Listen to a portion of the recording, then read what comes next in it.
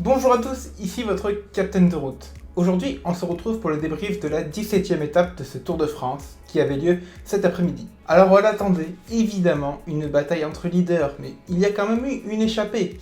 Et une échappée composée avec de grands noms. On avait notamment Alaphilippe. Voilà, il y a eu une échappée. En fait, il y a eu une grosse échappée qui a voulu partir au départ. Ça n'a pas laissé partir, évidemment. Du coup, ils ont été 5 à l'avant avec notamment Alaphilippe, donc pour ne citer que lui, mais surtout Carapaz.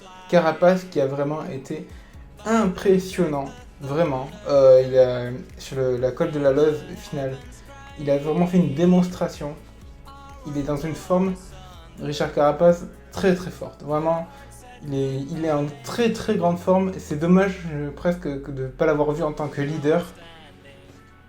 Pour une prochaine fois peut-être. Mais aujourd'hui, ce n'était pas le temps de Carapaz pour la simple et bonne raison que c'était le temps des leaders.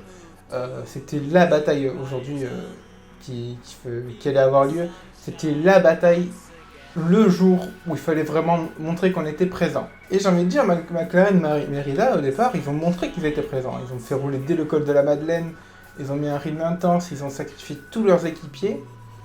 Au final, il a manqué qu'un seul étage de la fusée, hein. Mikel Landa qui n'a malheureusement pas du tout profité du travail de ses coéquipiers puisqu'il a été distancé peu après que Cardozo se soit écarté.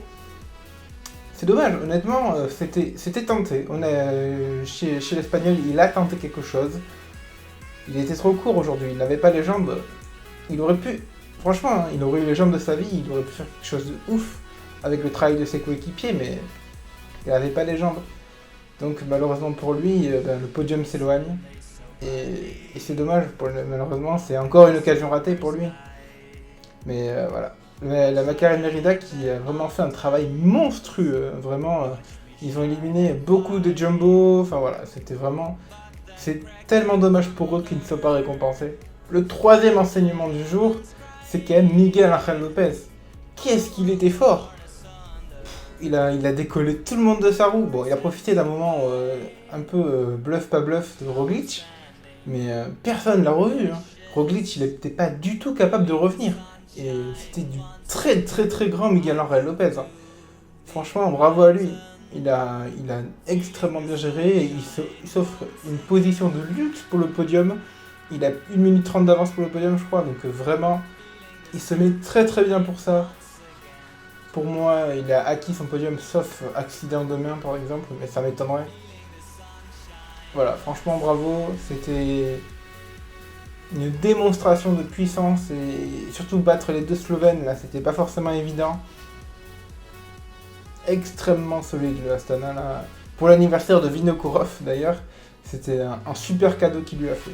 Pogacar, le Messi, celui qu'on attendait pour lutter contre Roglic. Il était un peu juste, malheureusement. Il lui a manqué un peu d'énergie peut-être, qu'il aurait pas dû dépenser à cause de la bordure. Je ne saurais pas dire exactement ce qui lui manque, mais en tout cas, il lui en manque un peu.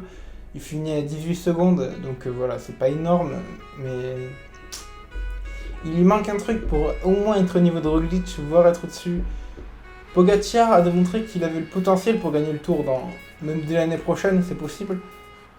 Mais pour cette année, il manque un petit truc encore. Il manque un petit truc. Il va faire un très très beau podium à 21 ans. Faire un podium du Tour de France, c'est pas donné à tout le monde. Mais il manque encore un truc pour la victoire finale et c'est presque rassurant honnêtement. Mais voilà, bon, il aura tout donné. Il a pas tenté sur le col de la Loze. Enfin, il a fait rouler son équipe vite fait une fois que la McLaren Merida s'était écartée. Mais bon, voilà, il manque un truc. Et le cinquième et dernier point de ce débrief, Roglic, est-ce qu'il est trop fort? La réponse, c'est qu'il faut regarder son classement général. Il met Pogacar deuxième à presque 1 minute, au général, hein, parce que sur l'étape, il gagne 18 secondes. Il finit derrière Miguel Angel Lopez, mais Miguel Angel Lopez qui n'était pas un danger immédiat. Roglic, à mon avis, jusqu'à Paris, on le reverra plus. Sur le chrono, il va faire jeu égal avec Pogacar. Le vrai danger pour Roglic, c'est demain. Demain, une étape piégeuse, où il peut se faire avoir si jamais son équipe n'est pas concentrée. Mais bon, on l'a vu, la Jumbo, c'est la meilleure équipe de ce Tour de France. Donc pour se faire avoir, ça va être compliqué. Mais bon, ça peut arriver. Il faut que Roglic se méfie demain, et s'il passe demain, à mon avis, il a gagné le tour. Pour moi, il a quasiment gagné le tour là. Et bon, c'est dommage pour le suspense, mais franchement, quelle maîtrise de Roglic. Il joue avec ses adversaires, il maîtrise, il jauge, il contre-attaque, franchement, on peut pas faire grand-chose face à ce genre de coureur. C'est dommage, hein, mais on peut pas faire grand-chose. Voilà pour ce débrief de cette 17e étape. J'espère que cette étape vous a plu. Moi personnellement, elle m'a plu. J'ai trouvé cette étape très intéressante. En attendant, moi je vous retrouve demain matin pour la présentation de la 18e étape. Je vous dis à la prochaine. Ciao. Feeling the sunshine once again. Feeling the sunshine once again.